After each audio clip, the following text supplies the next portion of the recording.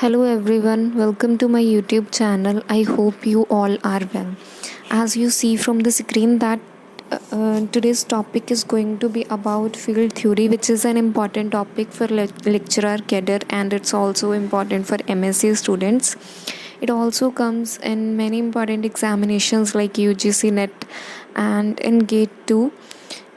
So without wasting our time, let's start this lecture. I'll try my best that you will never feel bored in my class.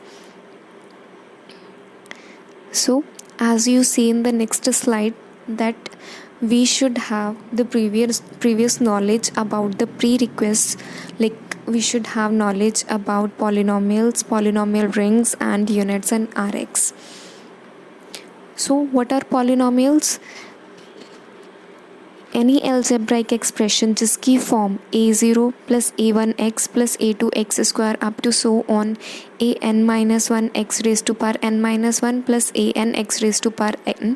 सो जिसकी form इस type की होगी तो उसको हम as a polynomial consider करते हैं, ठीक है. और जो ये कांस्टेंट्स हैं, जैसे मैंने एग्जांपल दी है सम एंड प्रोडक्ट ऑफ पॉलिनोमियल्स की, मैंने क्या किया, एफ ऑफ एक्स को जो कंसिडर किया a naught a one x a n x an x raised to power n, this belongs to r of x. r of x का meaning क्या है, जो ये कॉन्स्टेंट्स हैं जो हमारे पास a0 a1 up to so on an है, दैट बिलोंग्स टू r, वो रियल नंबर को बिलोंग करते हैं. सेम मैंने एक एग्जांपल ली g ऑफ x की, जब उनको ऐड करेंगे तो सेम टर्म्स जैसे लाइक टर्म्स ऐड होती हैं, a0 प्लस b0 आएगी first term, then a1 plus b1 into X आएगा up to so on an bn x raise to power n आएगा. This also belongs to r of x. वो भी real जो polynomials होती है, real ring होती है पॉलिनोमियल्स की ओवर आर, उसको बिलोंग करेगी. सिमिलर वे में हम उसका प्रोडक्ट भी कर सकते हैं, उसकी फॉर्म जैसे आपको स्क्रीन पे दिख रही है उसी फॉर्म में आएगी. और अगर हम डिग्री की बात करें, जो डिग्री रहती है हमारे पास F X into G X की, that will be equal to the sum of degree of F X and degree of G X. I hope you will understand that. If you have any doubt, then you can write down me in the comment section. So the next slide is about the polynomial rings. What are polynomial rings? अगर R हमारे पास कोई भी ring है तो जो हमारे पास polynomials बनेंगी जिसमें हमारे पास सारे जो कोफिशिएंट्स रहेंगे वो R को बिलोंग करेंगे under usual and addition and multiplication. वो अगर रिंग फॉर्म कर जाए तो उसको हम पॉलिनोमियल रिंग्स बोलेंगे. ऐसे ही हमारे पास कौन कौन सी रिंग्स फॉर्म करती है, जैसे रिंग ऑफ रैशनल्स आ जाती है. इसमें सारे जो कोफिशिएंट्स रहते हैं वो किसको बिलोंग करते हैं, R को, रैशनल्स को Q को बिलोंग करते हैं, दैट आर रैशनल्स. इसी तरह हमारे पास एफ एक्स आता है, जी एक्स, एच एक्स, कुछ एग्जाम्पल्स दे रखी हैं जिसमें हमारे पास मेंशन किया हुआ है. जो सेकंड एग्जाम्पल है that belongs to ring of rationals. Third example है उसमें जो जी एक्स दे रखा है that is a ring of real numbers. And the last one है जिसमें आइटा दे रखा है, वो है ring of complex numbers. And then we have the next topic, that is units in R. This topic is very important. You should have knowledge about the units. What are units? बहुत easy topic है. I hope मैं आपको best way से समझा पाऊँ. Units वो elements होते हैं जिनका इन्वर्स एग्जिस्ट करता है अंडर मल्टीप्लिकेशन, ठीक है.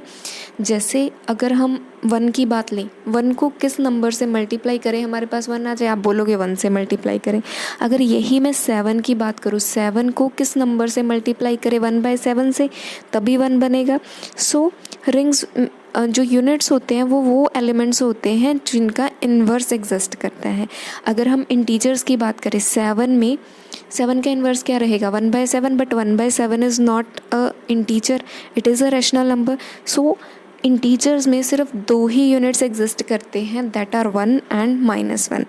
और in case of Q, rationals की बात करें, सारे नॉन ज़ीरो एलिमेंट्स जो रहते हैं रैशनल्स के वो यूनिट्स होते हैं, क्योंकि वहाँ पे हमारे पास p/q फॉर्म एग्जिस्ट करती है. अभी हम रिंग्स की बात करें, q ऑफ x की बात करें, हमने एक एग्जांपल ली है x+1. अगर x+1 का इन्वर्स करें वो क्या होगा, 1/x+1, 1x+1 का inverse, but this is not a polynomial. So जो इसका इन्वर्स है वो एग्जिस्ट नहीं कर रहा, ठीक है. So this is an example of an element in Qx which is not a unit. So all constant non zero polynomials, सारे कांस्टेंट नॉन ज़ीरो पॉलिनोमियल्स क्या करेंगे, उनका इन्वर्स एग्जिस्ट करेगा. अभी नेक्स्ट चलते हैं. नेक्स्ट टॉपिक है हमारे पास रिड्यूसिबल एंड इररिड्यूसिबल एलिमेंट्स. मैं आपको अच्छे से एक्सप्लेन करने की कोशिश करती हूँ, सो आप बड़े ध्यान से सुनना. तो रिड्यूसिबल क्या है? रिड्यूस होना मतलब वो फैक्टर्स में डिवाइड कर जाए, लेकिन समटाइम्स जो फैक्टर्स में डिवाइड कर जाता है it is still irreducible. So the easy method to understand is this, that अगर हम किसी पॉलिनोमियल को दो या दो से ज़्यादा नॉन यूनिट्स में ब्रेक कर पाएँ तो वो क्या होगा, हमारे पास रिड्यूसिबल एलिमेंट होगा. Otherwise it will be a irreducible element. ठीक है. सो जैसे एग्जांपल नंबर 1 दे रखी है, F of X is equal to X cube plus X square plus X plus 1. ठीक है. अगर हम इसमें से फर्स्ट 2 टर्म में से एक्स स्क्वायर कॉमन ले तो आपके पास क्या बचेगा, ब्रैकेट में एक्स प्लस 1. सो आपके पास 2 फैक्टर्स आएंगे, एक्स स्क्वायर प्लस 1 और एक्स प्लस 1. अच्छा, अगर हम इसकी बात करें, एक्स प्लस 1 जो है हमने अभी देखा इसका इन्वर्स नहीं एग्जिस्ट करता, पॉलिनोमियल रिंग्स में इसका इन्वर्स नहीं एग्जिस्ट कर रहा. सो it is a non unit. ठीक है. जो फर्स्ट फैक्टर है एक्स स्क्वायर प्लस 1 वो भी क्या है, हमारे पास नॉन यूनिट है. अगर 2 या 2 से ज़्यादा नॉन यूनिट का प्रोडक्ट आ जाए तो वो क्या बन जाता है, रिड्यूसिबल. ठीक है. अगर एक यूनिट हो और एक नॉन यूनिट हो तो वो क्या रहेगा, हमारे पास इररिड्यूसिबल. ठीक है. जैसे सेकेंड एग्जांपल दे रखी है 3x स्क्वायर प्लस 21. इसमें से 3 कॉमन ले लोगे, एक्स स्क्वायर प्लस 1 बचेगा. एक्स स्क्वायर प्लस 1 क्या है, इसका इन्वर्स नहीं एग्जिस्ट करता. ठीक है. तो this is a non unit, but 3 का इन्वर्स तो एग्जिस्ट करता है 1/3. So it is a unit. अगर यूनिट एंड नॉन यूनिट की मल्टीप्लिकेशन आती है तो it will be a reducible element. I hope you will understand. So अभी हम क्या करेंगे, जितना भी हमने पढ़ा है उसके ऊपर बेस्ड हम क्वेश्चंस करते हैं. So first question is MCQ questions is irreducible polynomial is also called a perfect polynomial, a prime polynomial, primitive polynomial and both A and B. So the first one is perfect. perfect वो होता है जिसके polynomials नहीं बनते. prime भी वही होता है जिसके factors नहीं होते. So both these A and B options are irreducible elements. So the correct option is D. I think we should continue to the second one because this was the easy one question. Next one is you have to try it on your own. We are given f of x is equal to x square plus 1. Then it is reducible over R. F of x is reducible over Z. It is reducible over Q. It is reducible over C. मेरा answers देखने से पहले I think you should first try it yourself, then comment me in the comment section about your correct answer.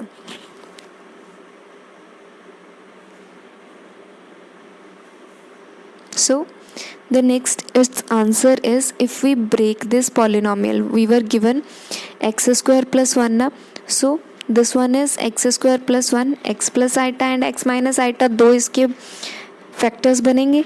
So it is reducible. 2 factors में divide हो गया है ना, 2 non units हैं तो 2 नॉन यूनिट्स का प्रोडक्ट क्या होता है, reducible. But these iota values, this belongs to C, so it is reducible over C. The next one is if f of x is equal to this, then so our next question is question number 3rd. It is given f of x is equal to x square minus 2, then which of the following is false? So we are given option A, B, C and D. अगर हम x square minus 2 के factors बनाएं, that will be x plus root 2 and x minus root 2. root 2 and minus root 2 ये दोनों numbers जो हैं वो R को बिलोंग करते हैं एंड C को बिलोंग करते हैं, बट Z को बिलोंग नहीं करते. इसका मतलब क्या है, x square minus 2 is irreducible over Z. But उन्होंने क्या बोला था हमें, जो इनमें से ऑप्शन में फॉल्स है हमें वो चूज़ करना है ना. बट हमारे पास क्या आया, f of x is irreducible over Z, but the given is f of x is reducible over Z. So the correct option is B. So the next question is question number 4. If f of x is 3x square plus 3, then which of the following is true? A option दे रखा है f of x is irreducible over z. B option दे रखा है f of x is irreducible over q. C both A and B. D1 is none. So F of X is equal to 3x plus 3 common ले लेंगे तो हमारे पास क्या बनेगा, x bracket में क्या रह जाएगा, एक्स स्क्वायर प्लस 1. अगर हम 3 की बात करें, 3 का इन्वर्स क्या होता है 1/3, बट 1/3 q को तो बिलोंग करता है बट z को बिलोंग नहीं करता.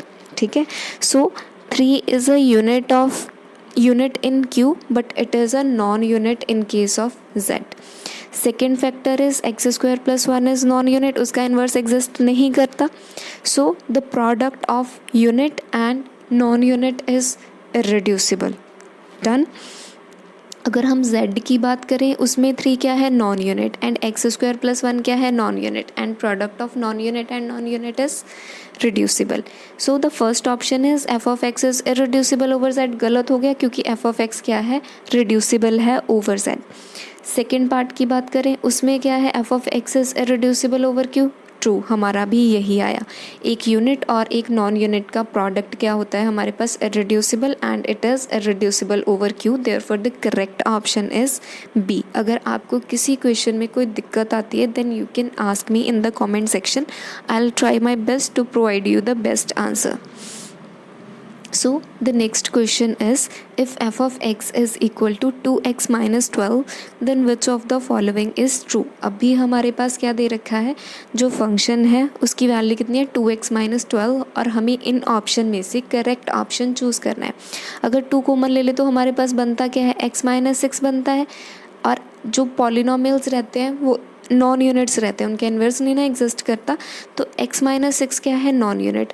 बट 2 क्या है हमारे पास z में, उसका इन्वर्स नहीं एग्जिस्ट करता ना z में. 1/2 doesn't belong to z, integers को नहीं बिलोंग करता, तो this is also a non unit. Non unit और नॉन यूनिट का प्रोडक्ट क्या होता है, रिड्यूसिबल. ठीक है, तो जो हमारे पास ऑप्शन रहेगा correct, that will be option B, F of X is reducible over z.